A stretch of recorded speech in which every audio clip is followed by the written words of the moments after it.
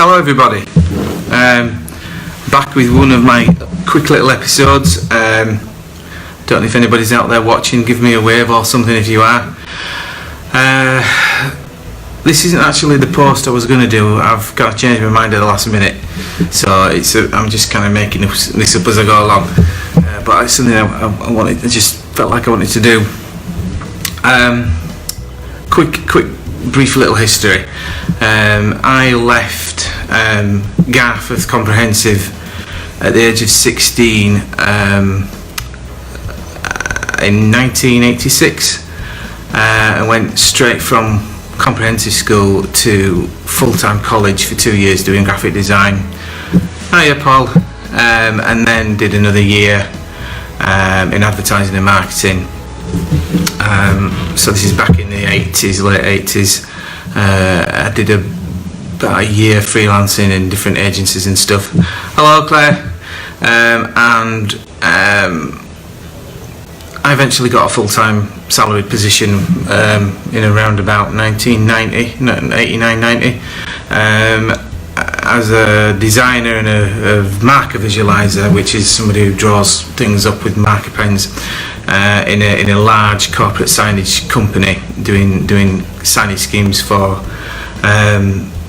pubs, pub chains, banks, building societies, car dealerships, all kinds of different things, retail, and lots of different stuff. But it was kind of just as Macs were just getting into agencies and into design studios, but they were just getting into the bigger ones, and eventually within about a year or so of this position, things started getting a bit shaky within the company because it was a big company, and it eventually started to split itself in half with redundancies, and unfortunately, or fortunately, because everything works out, I suppose, I was a young lad of 2021, and I was made redundant, and without any other options at the time, I decided to set up for myself. I didn't have a Mac as much as I would have liked one. I'd have still a few months of saving up to get one, but I kind of just had myself. I was still living at home in Garforth with my mum and dad, and no real money behind me or anything, but I set up on my own. And the first job I got through, the very first job, was actually given to me by what was left of the company that I'd been made redundant for, because they didn't have a design team anymore, but they're still doing bits of manufacturing. And they wanted to pitch for the whole of the BBC broadcasting place in London, the whole signage scheme for all the exteriors and everything, and they needed somebody to design it. And it was a bit of a challenge because I didn't have any technological equipment, nothing to work with, and they wanted to see it in daytime and in night time and visualised how it would look and everything. But I took the job on, and all I had was marker pens, which are effectively felt tip pens, and a few sheets of paper, and a piece like a drawing board that I'd set up on top of my mum and dad's dining room table, and I sat down and I drew out the design for the BBC, which they went with, the BBC broadcasting house, broadcasting centre signage, and I had to figure a way out of making it look like night time as well, and presenting it, and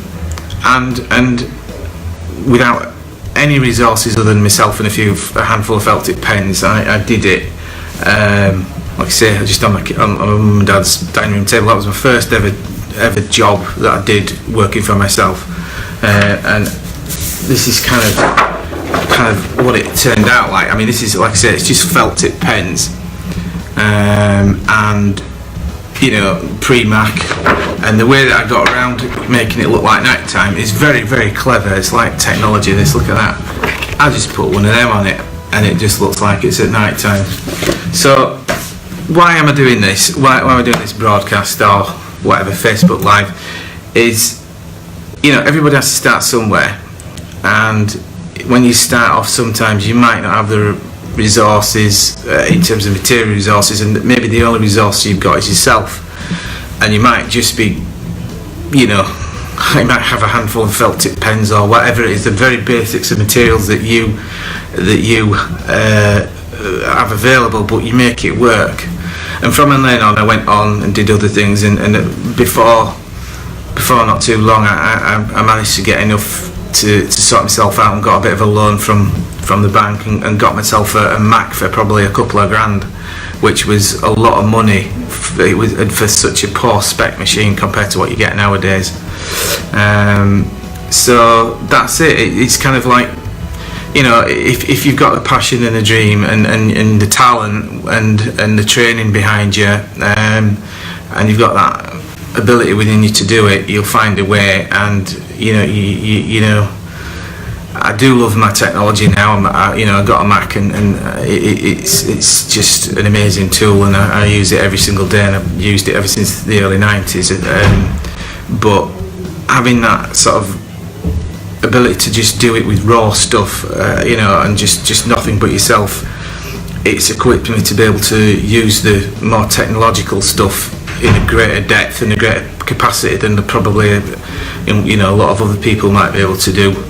So if you've got any comments or any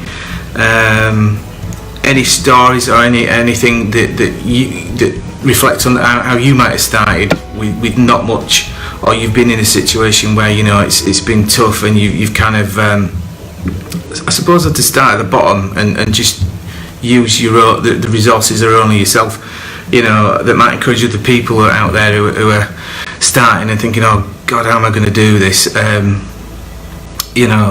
Talent and hard work and commitment will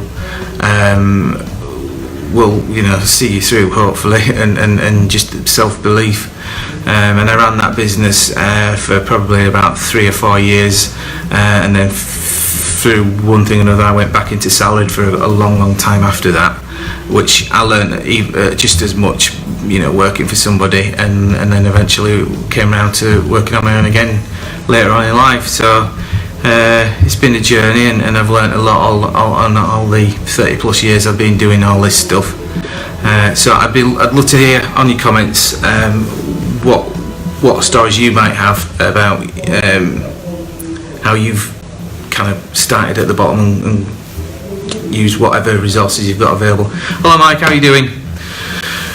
And also in the bottom I'll put the actual scans of that, because it's quite hard to show things when you're running it live on Facebook. It's a bit difficult with hard copies, so I'll pop that on the comments so you can actually see what I did. Just thought you might be interested. So anybody else out there? So we've got Paul and we've got Mike. So I might switch off now and go for my dinner. So take care, be good, be kind, see you later.